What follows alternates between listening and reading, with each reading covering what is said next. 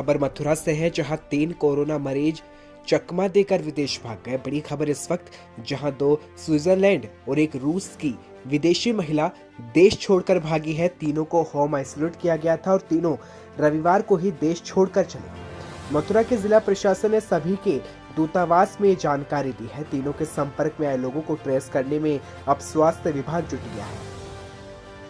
खबर भागलपुर से है, जहां जिले के कलेगांव अनुमंडल के पिरपैंती प्रखंड के ईशुपुर थाना क्षेत्र के बाबूपुर में शाम वोट देने आई युवती की 4 व्हीकल के धक्का लगने से मौत हो गई। इस संबंध में ईशुपुर थाना प्रभारी से पूछे जाने पर बताया कि वोट देने आई महिला को अज्ञात 4 व्हीलर ने धक्का मार दिया, जिसमें उसका सर फट गया और उसे रेफरल अस्पताल ले जाने पर उसकी मौत हो गई। मृतक महिला का नाम ललिता देवी बताया जा रहा है, जिसकी उम्र 32 साल है। वहीं पति पंकज उमराव और उसका घर पसाईचक है। लेकिन बता दें, बड़ी खबर सामने आई है, जहां वोट देने आई महिला को 4 व्हीलर ने धक्का मारा, जिससे उसकी मौत हो गई। खबर राजस्थान के डीडवाना से है, जहां डीडवाना के सॉल्ट रोड पर सार्वजनिक निर्माण विभाग की ओर से 4 महीने पहले नाले का निर्माण कराया गया था, मगर काम करने वाली फर्म और पीडब्ल्यूडी अधिकारियों की लापरवाही और अनदेखी की वजह से नाला 4 महीने में भी टूटकर पूरी तरह से क्षतिग्रस्त हो चुका है।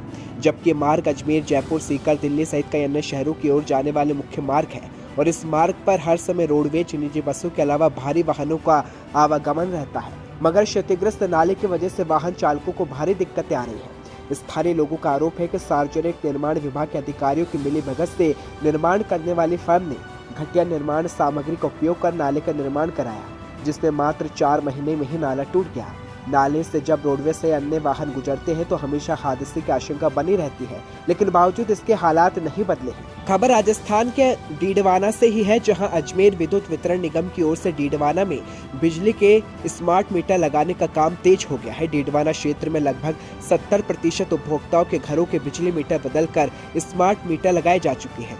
विभाग के सहायक अभियंता राम रतन स्वामी ने बताया कि सरकार के निर्देश के बाद डिस्कॉम प्रशासन की ओर से सभी उपभोक्ताओं के बिजली मीटर बदलकर स्मार्ट मीटर लगाने का निर्णय लिया गया था। इसके तहत डीडवाना में भी कुछ समय पूर्व मीटर बदलने का अभियान शुरू किया गया और उन्होंने बताया कि क्षेत्र के 13,000 बिजली उपभोक्ताओं में से 9,000 उपभोक्ताओं के स्मार्ट मीटर लगाए जा चुके हैं और बाकी बचे उपभोक्ताओं के मीटर भी बदले जाएंगे।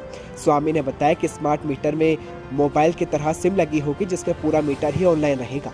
Meter reading, load voltage, disconnection, reconnection, बिजली सप्लाई समेत अन्य कार्य भी मॉनिटरिंग इंजीनियरिंग ऑफिस में बैठकर कर सकेंगे। बताया जा रहा है कि स्मार्ट मीटर लगने के बाद बिजली चोरी व छीजत कम होगी और राजस्व घाटे में कमी आएगी।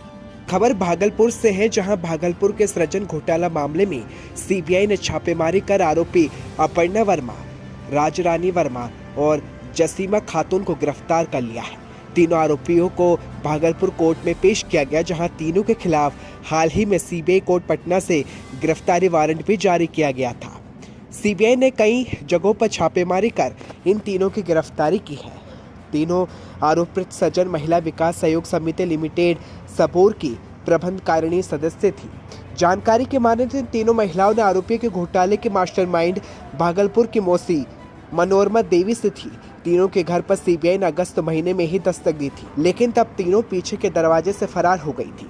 सूत्रों के माने तो कल सोमवार की देर रात सीबीआई टीम ने एक बार फिर तीनों के घर पर दबिश दी और उन्हें गिरफ्तार किया। मीडिया रिपोर्ट्स की माने तो सीबीआई ने अलग स्थानों पर तीनों से पूछताछ भी की है। सीबीआई को पूरी उम्मीद है कि गिरफ्तारी की गई इन 3 महिलाओं से उन्हें सृजन घोटाले के मामले में अहम जानकारी मिल सकती है। बता दें, अदालत ने अलग अलग सुनवाई के दौरान कई आरोपियों के खिलाफ समन व जमानती वारंट भी जारी किया है, लेकिन कोर्ट समन के बाद भी मामले के आरोपित कोर्ट में हाजिर नहीं हो रहे थे। इसके बाद कोर्ट ने आरोपियों के खिलाफ गैर जमानती वारंट भी जारी किया था, जिसके बाद गिरफ्तार कर इन्हें कोर्ट में पेश किया गया। कोर्ट में पेश करने के बाद सीबीआई ने तीनों आरोपियों को पटना भेज दिया है। खबर महोबा से है, जहां विजय रथ यात्रा को लेकर तैयारियां तेज हो गई है। बता दें, कल अखिलेश यादव की विजय रथ यात्रा महोबा पहुंचने वाली है, जिसको लेकर सपा खेमे में इस वक्त तैयारियां तेज कर दी गई है। कल 2 बजे अखिलेश यादव महोबा में जनसभा को संबोधित करेंगे। इसके साथ ही महोबा के पुलिस लाइन ग्राउंड में अखिलेश की सभा को लेकर तमाम तरह के इंतजाम किए गए हैं। खबर बिहार के कटिहार से है, जहां कटिहार पुलिस इन दिनों लगातार घटनाओं के उद्भेदन करने में सफल रही है। ताजा मामला कटिहार के फलका थाना क्षेत्र का है, जहां कटिहार पुलिस ने 3,20,000 लूटकांड को अंजाम देने वाले शातिर लुटेरों को देशी कट्टों और जिंदा कारतूस के साथ गिरफ्तार किया। साथ ही पुलिस ने लूटे हुए रकम में 6,000 रुपए की बरामदगी के साथ ही गिरफ्तार शातिर लुटेरा कटिहार के कुर्सेला थाना क्षेत्र में एक सीएसपी संचालक से लूट मामले में भी सम्मिलित होने की बात भी सामने आई है और पूर्व में भी गिरफ्तार हो चुका है। फिलहाल पुलिस गिरफ्तार लुटेरे को रिमांड पर लेकर अन्य कांडों में क्या भूमिका रही है इसकी छानबीन में जुटी है। यूपी चुनाव में ताल ठोक रही समाजवादी पार्टी को लेकर कई भविष्यवाणी सामने आ रही है। महोबा से खबर सामने आई है जहां माना जा रहा है कि 25 लाख के चंदे के दम पर समाजवादी पार्टी की साइकिल रैली संपन्न की जाए। इसके साथ ही कहा जा रहा है कि जनता को मूर्ख बनाकर दिखावा करने में जुटे हवाई नेताओं की पोल खुल रही है। सत्ता पर काबिज होने के सपनों में खोए नेताओं को कहीं लेना डूबे अहम और आपसे गुटबाजी। बता दें, अश्लील ही सही मगर ये बुंदेलखंडी कहावत महोबा जिले में समाजवादी पार्टी पर सही साबित हो रही है। स्थानीय नेताओं की गुटबाजी की भेंट न चढ़ जाए अखिलेश यादव की जनसभा। यूपी में चुनाव से पहले महोबा में इस वक्त समाजवादी पार्टी के अंदर खलबली मची है और माना जा रहा है कि संभावित उम्मीदवार उपेक्षा के शिकार हो रहे हैं। तो क्या सपाइयों के अहम और आपसी गुटबाजी के चलते एक बार फिर बुलंदखंड से मुख्य विपक्षी दम सपा का सुपड़ा साफ हो जाएगा? इस तरह के कई सवाल अब उठने लगे हैं। उत्तर प्रदेश के भूमाफियाओं के हौसले सातवें आसमान पर है, जहां साथ ही खाकी की भूमिकाओं के भी कारनामे अब सामने आ रहे हैं। आपको बता दें, खाकी भी भूमाफियाओं के कारनामों पर पर्दा डालने में कोई कसर बाकी नहीं छोड़ रहे। दरअसल दबंगों की दबंगई का आलम अपने चरम पर है। ऐसे में जनपद महोबा से भी ऐसा ही एक मामला सामने आया है, जहां पिछले 5 दिनों से थाने की परिक्रमा लगाने के बावजूद भी पीड़ित परिवार को मारपीट का शिकार होना पड़ा। पीड़ित परिवार का आरोप है कि 5,000 रुपए की रकम लेने के बावजूद भी खाकी ने उनकी कोई मदद नहीं की।